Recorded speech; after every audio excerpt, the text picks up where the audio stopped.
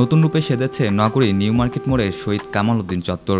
নির্মিত শহীদ কামাল উদ্দিন চত্বর স্তম্ভে বাংলাদেশের স্বাধীনতা আন্দোলনের 4টি গুরুত্বপূর্ণ অধ্যায় 4টি সালকে উল্লেখ করা হয়েছে। স্তম্ভের প্রথম স্তরে লেখা রয়েছে 1952 সালের ভাষা আন্দোলন, দ্বিতীয় স্তরে লেখা রয়েছে 1969 সালের গণ অভ্যুত্থান, তৃতীয় স্তরে লেখা রয়েছে 1971 সালের মহান মুক্তিযুদ্ধের কথা, আর সর্বোচ্চ স্তরটিতে লেখা রয়েছে সম্প্রতি ঘটে যাওয়া 2024 স্বাধীনতার কথা।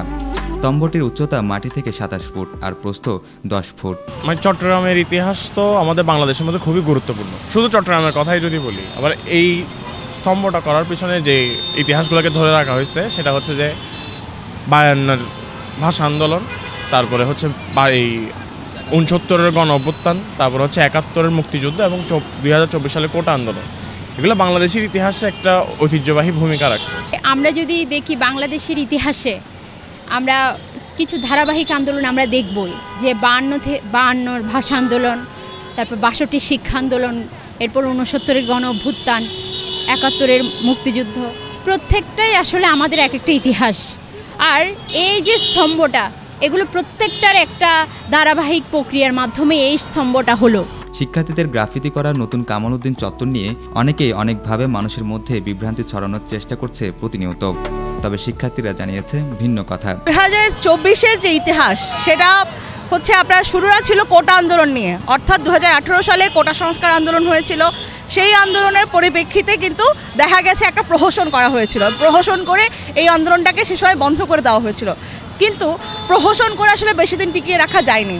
2024 সালে এসে এই আন্দোলন আবার পুঞ্জীভূত হয় এবং এই আন্দোলন পুঞ্জীভূত হতে গিয়ে কিন্তু অনেকগুলো ইস্যু এর সাথে জড়িত হয়েছিল। কোটার সাথে বেকারত্বের যে অবস্থা, আমাদের দেশে যেভাবে কর্মসংস্থানের অভাব, সেই কর্মসংস্থানের অভাবে কিন্তু প্রচুর ছেলে মেয়ে আছে কিন্তু কোটার সাথে যুদ্ধ করেছে এবং পুরো 1.5 মাস একটা রক্তক্ষয়ী যুদ্ধের মধ্য দিয়ে কিন্তু আমরা এই যে সরকার, এই যে স্বৈর শাসক, তাকে কিন্তু আমরা হটাতে পেরেছি।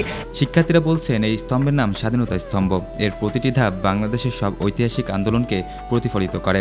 তাই এর গঠন অনুযায়ী নিচের ধাপ 1952 অর্থাৎ ভাষা আন্দোলন হওয়ায় সেই সময়কার চিত্র ফুটিয়ে তোলার চেষ্টা করা হয়েছে।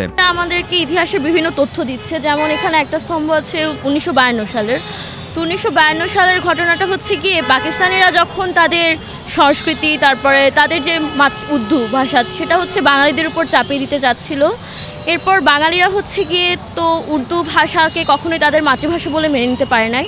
তারপর তারা একটা সময় 1952 সালের 21 ফেব্রুয়ারিতে তারা রাস্তায় নামে যে তারা উর্দুকে হচ্ছে তাদের রাষ্ট্রভাষা হিসেবে মানবে না। এরপর এদেশের সালাম, বরকত, জব্বাররা শহীদ হয় রাষ্ট্রভাষার দাবিতে। পরে পাকিস্তানিরা হচ্ছে গিয়ে বাধ্য হয় যে বাংলাকে তাদের রাষ্ট্রভাষা হিসেবে স্বীকৃতি প্রদান করতে, এবং ইউনেস্কো একটা সময় তাকে এই আন্দোলনটাকে আন্তর্জাতিক মাতৃভাষা দিবস হিসেবে স্বীকৃতি দেয় এবং বাংলাকে আন্তর্জাতিক মাতৃভাষা হিসেবে স্বীকৃতি দেয়।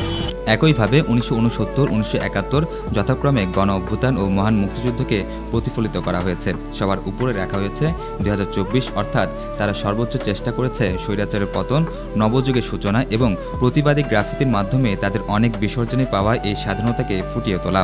আর স্তম্ভটি শুরু হয়েছে বাংলাদেশের জাতীয় ফুল, ফল, মাছ এবং পশু পাখি দিয়ে।